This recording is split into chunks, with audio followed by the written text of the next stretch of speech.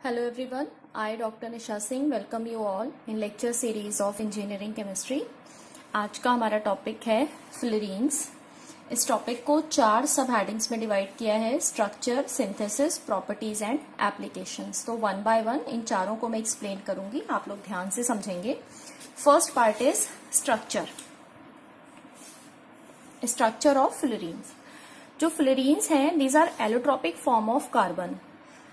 In previous topic graphite I have discussed कि what are the allotropic forms of any kind of element। so उसी के continuation में इस fluorine में भी जो कार्बन है उसमें कार्बन एटम्स का जो अटैचमेंट है, जो अरेंजमेंट ऑफ कार्बन एटम्स है, वो कार्बन एटम्स डिफरेंट कैटेगरी की फॉर्म में अरेंज होते हैं, इसलिए फ्लोरीन एक एलोट्रोपिक फॉर्म ऑफ कार्बन की तरह कंसिडर की जाती है।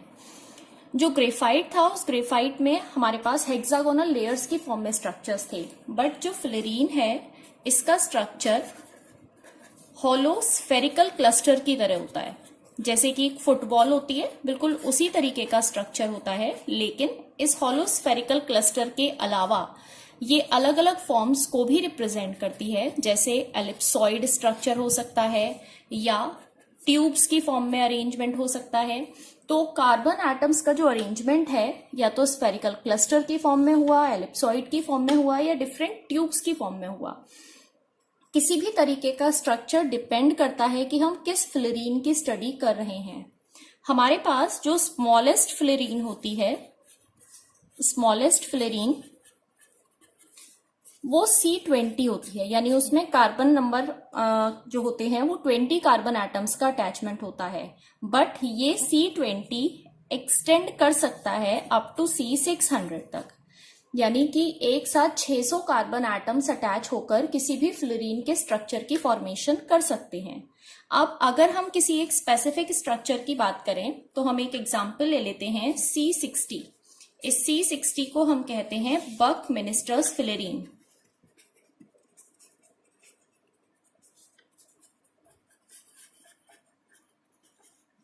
बकमिनिस्टर्स फ्लोरीन, या इसको हम बकी बॉल भी कहते हैं। तो ये जो C60 होता है, इस C60 का स्ट्रक्चर एक फुटबॉल की तरह, यानी एक हॉलो स्फीयर की तरह होता है।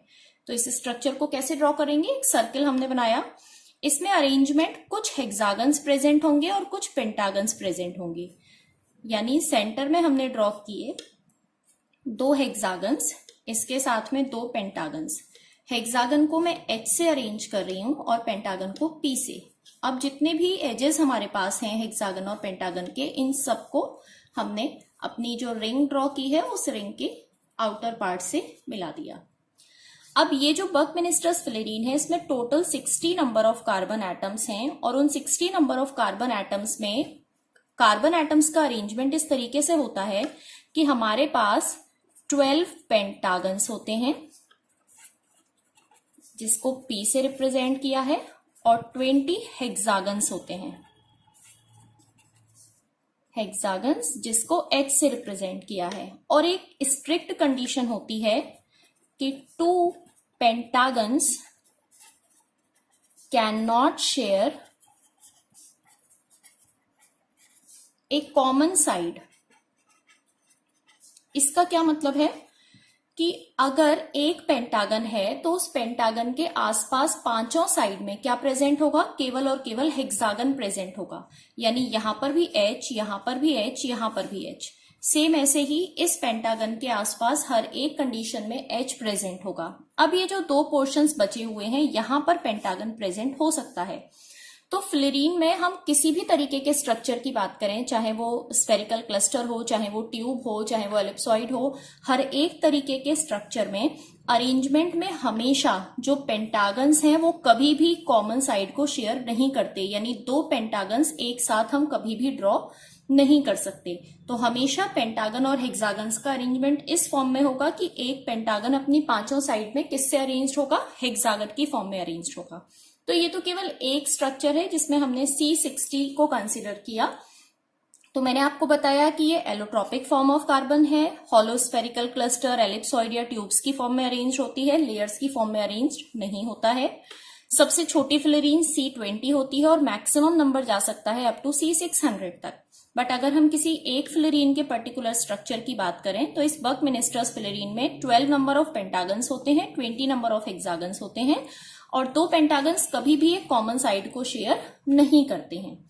इसके बाद हम सेकेंड पार्ट की तरफ बढ़ रहे हैं विच इज सिंथेसिस। तो एक सिंपल सा प्रोसीजर है, जिस सिंपल से प्रोसीजर में हम ग्रेफाइट लेते हैं, यानी हमारे पास होगी ग्रेफाइट रॉड और इस ग्रेफाइट रॉड को हम करेंगे वेपोराइज। लेकिन इस वेपोराइजेशन के लिए हीलियम गैस होनी कंपलसरी है, यानी हीलियम एटमॉस्फेयर में हम इस ग्रेफाइट रॉड को वेपोराइज करेंगे और आफ्टर वेपोराइजेशन हमारे पास आएगा mixture of fluorine.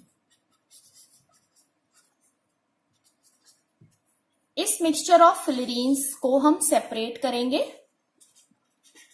Separation by solvent extraction method. इस सॉल्वेंट एक्सट्रैक्शन मेथड को यूज करके हम डिफरेंट फ्लोरीन्स को सेपरेट कर सकते हैं। तो इस सिंथेसिस में हमारे पास क्या है कि one allotropic form of carbon will change into another allotropic form of carbon. ये भी एलोट्रोपिक फॉर्म है और जो फ्लोरीन्स हमें मिल रहे हैं ये भी हमारे पास क्या है, एलोट्रोपिक फॉर्म्स हैं। लेकिन इन दोनों एलोट्रोपिक फॉर्म्स के अंदर क्या डिफरेंस होता है, जो कार्बन एटम है, इस कार्बन एटम का जो अरेंजमेंट है वो ग्रेफाइट में कुछ और होगा, फ्लोरीन में कुछ और होगा। तो हम एक फॉर्म ऑफ कार्बन से दूसरी कैटेगरी ऑफ कार्बन यानी फ्लोरीन्स की सिंथेसिस करते हैं। अब सिंथेसिस के बाद आती हैं इसकी प्रॉपर्टीज। तो फ्लोरीन की प्रॉपर्टीज में एक सबसे इंपॉर्टेंट पार्ट है इसकी कंडक्शन प्रॉपर्टी। तो थर्ड सब heading is properties. Conduction property, जो फ्लोरीन है इसको हम एक स्मार्ट मटेरियल या फंक्शनल मटेरियल की तरह कंसिडर करते हैं। क्यों? क्योंकि इसकी कंडक्शन प्रॉपर्टी को अलग अलग तरीके से हम यूटिलाइज कर सकते हैं। कैसा यूटिलाइजेशन होगा उसमें? अगर फ्लोरीन प्योर फॉर्म में प्रेजेंट है, यानी if it is pure then it acts as a semiconductor. लेकिन अगर हम इसको डोप कर दें, यानी if doped with alkali metal, doping हम किसी के साथ भी करा सकते हैं, लेकिन ये एक स्पेसिफिक कंडीशन है कि अगर फ्लोरीन एल्कली मेटल के साथ डोप किया हुआ है, यानी उसके अंदर हमने एक इम्प्योरिटी इंसर्ट की और वो इम्प्योरिटी किसकी है? एल्कली मेटल की है, तो यही फ्लोरीन एक्ट करेगा एक सुपर कंडक्टर की तरह, यानी it acts as a super conductor. तो ये इसकी सबसे मेन प्रॉपर्टी है, यानी ये एक ऐसा कंडक्टर बन जाता है जिसके लिए रेजिस्टिविटी जो होती है वो 0 होती है। तो दैट मीन्स अगर हम फ्लोरीन को सेमीकंडक्टर की तरह यूटिलाइज करना चाहते हैं तो हम इसको प्योर फॉर्म में यूज कर सकते हैं, लेकिन अगर हम इसी फ्लोरीन को सुपर कंडक्टर की तरह यूटिलाइज करना चाहते हैं तो हम क्या करेंगे, इसको एल्कली मेटल के साथ डोप कर देंगे, जिससे इसकी प्रॉपर्टीज चेंज हो जाएंगी और उन चेंज्ड प्रॉपर्टीज को हम एज अ सुपर कंडक्टर इसको यूटिलाइज करेंगे। इन जनरल जो प्रॉपर्टीज हैं उसके अकॉर्डिंग जो इसका कलर है वो मस्टर्ड कलर होता है, यानी लाइट ब्राउन कलर होता है, बट इट कैन चेंज, जैसे जैसे डेंसिटी हम इंक्रीज करते जाएंगे जो कलर है वो चेंज होता चला जाएगा और ये कहां तक पहुंचेगा, चेंजेस टू डार्क ब्राउन, यानी लाइट ब्राउन कलर से ये कहां तक पहुंच जाएगा, डार्क ब्राउन कलर तक पहुंच जाएगा। बट हमें कौन सी प्रॉपर्टी ध्यान रखनी है, इसकी कंडक्शन प्रॉपर्टी हमें ध्यान रखनी है। Next part applications. तो जो मेन प्रॉपर्टीज हैं वही मेन एप्लीकेशंस होते हैं, यानी it is used as a super conductor, यानी हम different super conductors, different conducting materials के पार्ट्स बनाने के लिए इसको यूज करते हैं।